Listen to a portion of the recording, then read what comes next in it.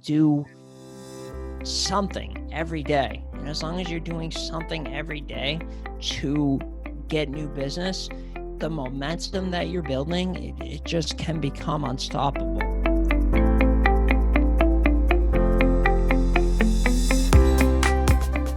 Hi, welcome to the Realtors Conspiracy Podcast. I'm here today with Nick Preforeclosure from Smart Real Estate Coach. Tell us about your background and your story. What I'm hearing a lot is you're like a real grinder. Like you're like coming out of coma, having to run out of the hospital. Like you really worked hard, finishing your high school. You really worked grinding and figuring it out. And then as a realtor in 2008, it's a really tough time. And you did 6 years. So I feel like test and error, like never giving up. I don't think it's an option, really, going through it, just because I do whatever's put in front of me. So like at the hospital, when people come to me and say that, oh my God, it's amazing that you were able to, recover, and that you had to learn how to walk, talk, and eat again. To me and other people who have gone through similar experiences, it's just like, it's not a big deal, because you just, okay, you get up and you do what's required. That's one of the big things that we say with a lot of our associates is do what's required. Yeah. It's just, I don't know if it's next man up, but it's just taking that next step. That's what you got to focus on. And honestly, with all of our buyers, at any point in the process, we always tell them, all right, so here's your next step. You only have to worry about this. And then once you get there, then we can talk in more detail, but let's just accomplish this step first, and then we can talk further. And as long as you're doing something every day to get new business, the momentum that you're building, it just can become unstoppable. True. I love it. Tell us about your story. I was actually, when I was 14, I was in a snowboarding accident. I was going way too fast and I was way too close to the top to stop. Wow. So I landed on my head. I was told later that I landed on my head and I wasn't wearing a helmet.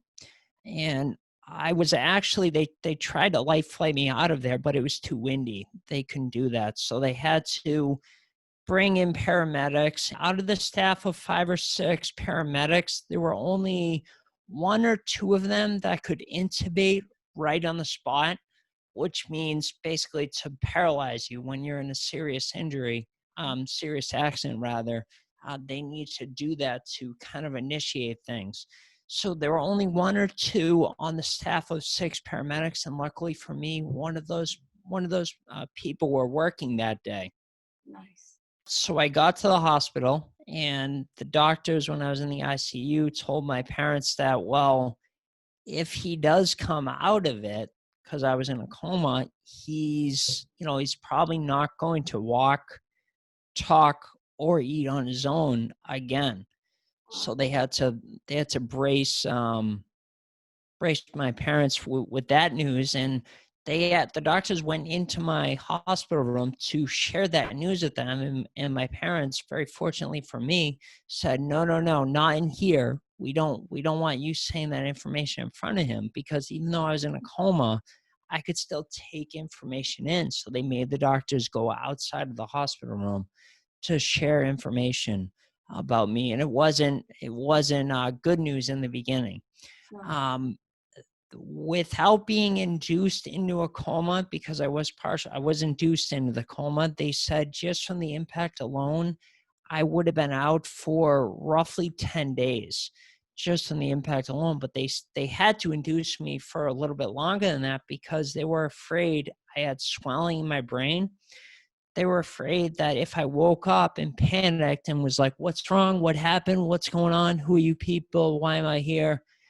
That the swelling in my brain would increase and I would have died. So that was the third thing that happened. So they had to induce me into that coma. And then I was in the coma for 3 weeks, roughly 21 days. I see videos of myself when my eyes were open, when I was in that ICU, at the intensive care unit at UMass. I've seen videos where my eyes are open. I still cannot recall consciously. Um, it just I don't remember that time. I don't remember a month. However, I went back there a few years later after my accident for a groundbreaking ceremony. Excuse me, for a groundbreaking ceremony, and I was like, "Oh my god, you guys look so familiar. This place looks so familiar," but I just couldn't place it. So like subconsciously I remembered it. I just couldn't put my finger on it. It felt like. Then it was after I was stabilized a month later, I was moved to Franciscan Children's Hospital in Boston, in Brighton actually, and that's where I learned how to walk, how to talk, and how to eat again. Mm. And then um, less than 2 months later, after being there, I ran out of the hospital. I ran out of that hospital, and I always had that goal from as long as I could remember, as long as I could communicate. Yeah, very So good. So that was at 14. yeah, that And was when I was 14. you recovered real quick. Yeah, it doesn't. It wasn't quick going through that. It was like the longest time of my life. Seriously, still Yeah. to this day, it was so long. Oh my god, it was so like everyone says, oh, to me going through it was because I was going through it. It was long. It did not fly by because you had to put in the work to do that. Um, but I remember after I ran out of the hospital, the work wasn't necessarily done after that. I had to get outpatient therapy for 6 months of physical, occupational, and speech therapy. Mhm. Um, and then my school told me that I would be able to do the 8th grade over again. But I really didn't want to do that. I wanted to graduate with my classmates. So I watched them at the ceremony, the 8th grade graduation ceremony. But then I had to get tutored all summer long, 5 days a week for I think it was 2 to 3 hours a day, um, in order to move on to the next, to go to freshman year, to go to the next grade. Mhm. Then 2 short years after that, I remember, and to me, it doesn't even seem like short. That seems like lifetimes. That seemed going through it at the time, it felt like forever going through it. That time from when I was 14 and in my accident to when I was 16, it feels like forever. So 2 years later, I grew up in a family real estate business, so I was always around it. My dad was a builder, an investor, then a realtor. Not in that order. I don't believe in that order, but he was a builder, then a realtor. I think that was the order. So I always was around it. That was all I knew. But I started getting interested in it by reading a book called Cash Flow Quadrant by Robert Kiyosaki. That really started to turn my wheels. And around the time when I was 16 years old, I asked my dad, like, how do I get involved? How do I start helping? What can I do? And right on that time that I was asking him, coming to him with like, how can I help more? How can I like get involved with this? He was starting to, kind of come up with the idea with his partners to that they were going to send people out to door knock on pre-foreclosure doors. The people, all pre-foreclosure means, I'm sure you're aware, and a lot of your listeners are aware, it just means that the homeowner has missed 1, 2, or even 3 mortgage payments, or even up to 10 to 12, but the bank still hasn't foreclosed. Yeah. But the town or city or whatever sent out the notice of default letter, and that's what the term pre-foreclosure is. Oftentimes these people don't even want to sell. They're behind in their payments, You want to figure it out. They still have some energy there, and so it's not foreclosure yet. Yeah, exactly. And each situation is different. It was crazy to me at the time that banks weren't foreclosing on the property. There were sometimes I would be at properties that missed over 12 payments and the bank still hadn't foreclosed on it. But that was a different time. That was, that was back 05, 06, 07. So they definitely, with guidelines and laws and everything, it was different. But I would get a list. I would get a list in a particular area, particular city, and then I would go around and knock on their door to see if they'd be interested in, see if we could help them out. And at first, what made sense to me originally when I started was my dad said, okay, here's your script. Here's the houses you got to go to. So he gave me the website and it made sense to me. Well, okay, I'm going to hit the most amount of doors that I can in one day. So it made sense to me. I'm going to go to the cities where the highest concentration is of those. Well, that didn't turn out to be the best areas, but I was only 16. I didn't know that. I was just picking the areas where I could hit the most doors. Yeah. And I don't want to necessarily say certain cities to, let's just leave. I'm not gonna say certain cities or anything, but I would get a list and I would go to those properties. And at first, I didn't know what I was doing. I only had a script and a list. Basically, that was it. So I would go and up to the mark and basically, we're here to help you out of your unfortunate situation, and basically talking at them and not no regard for what they're going through, just talking at them, saying we're going to help them. Shortly after I was doing it, saw a lot of, didn't see a lot of success doing that. But my cousin, who was doing it with me at the time, we flew out to California to shadow the number one guy in the country. His name was Colin at the time that was having success with these. And once I saw his approach and how it differed from mine, just so many little nuances and just minute, just like tiny things. Like he would walk up to the door and like a friendly knock, like a jingle, like a friend stopping by, and then take a few steps back, and then they come to the door, like, hey, I'm not sure if I have the right address. Could you help me out? And he would show them their name and the address on the list, and they would say, and they would open up. They would say what happened, and those nasty banks and those those SOBs, and it was their fault and everything like that, or it wasn't. And I actually, once I started doing that, I saw a lot of success. Was it like a human connection, or what was the success point? Like taking more of your time? Well, I think it was disarming. It was disarming the people first, because think of it, they're going through that stressful thing in their life. Yeah. They're going through that, and they have lenders calling them and everything. And by disarming them and being like, hey, I don't know if you're in the right place. Can you help me?